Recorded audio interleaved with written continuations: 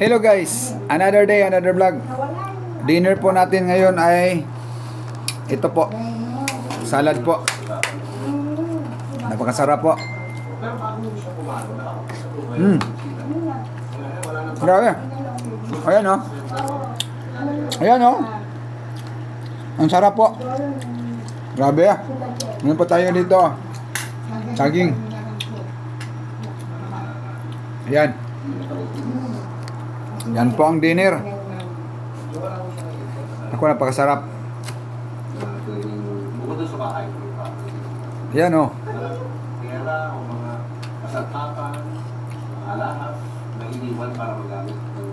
Buti na lang na-invite yung anak ko ng birthday, tapos ito dinala niya.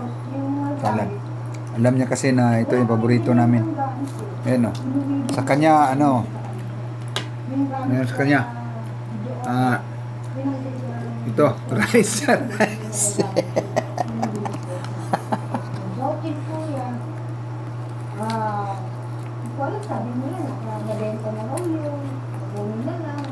Grabe, ang sarap.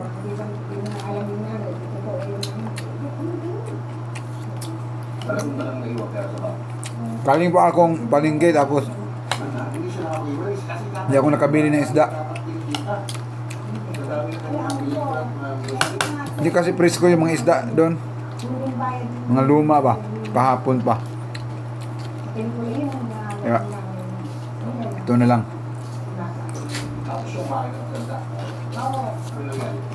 Dong! Na dong! Na.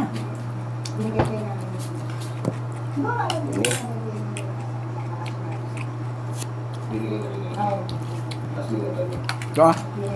Saging. Sarap. Ako, sobrang hinog. Umuusok pa. Sabi talaga. Bagong hain kasi. Yan po. Oh, umuusok pa oh. Ayan oh. Nako. Sarap. Yummy.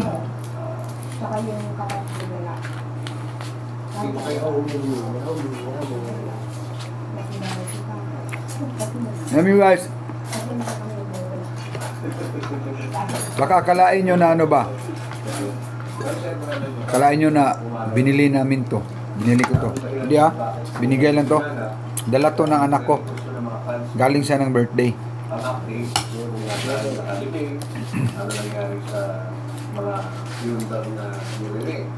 Ito yung bring house niya.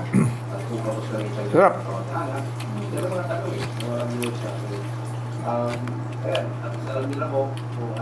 Sarap ng dinner ko. Ko?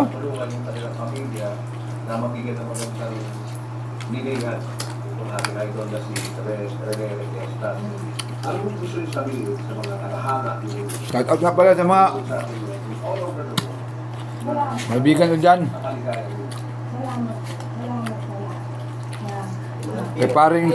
Paring Damsa Brum Brum. Content creator din. Sa mga baprulable, ang mga kasama ko, mga referee. Bukas po may meeting kami at saka workout. Ito si Nanay Rayo, sabi nyo, si Nanay Osang, kapatid ni Legendary Kestas. Grabe, ang sarap. Sarap talaga guys.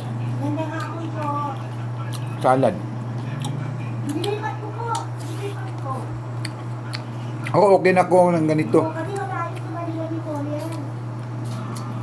Yung mga meal ko, ito, nako, buhay na ako dito.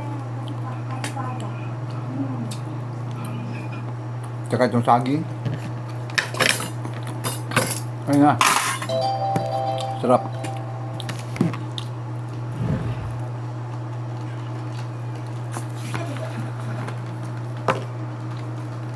Grabe guys, ang sarap po.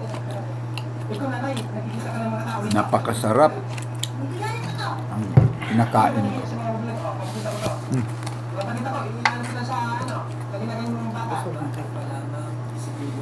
Ay hindi na siya ng kanyang nanay sa kanyang lola.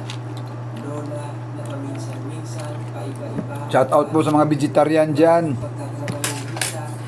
Ito yung masarap. Na walang bit-bit na mga gulay galing sa Yan po. ano ba talaga ang importante Sige po. sa bata?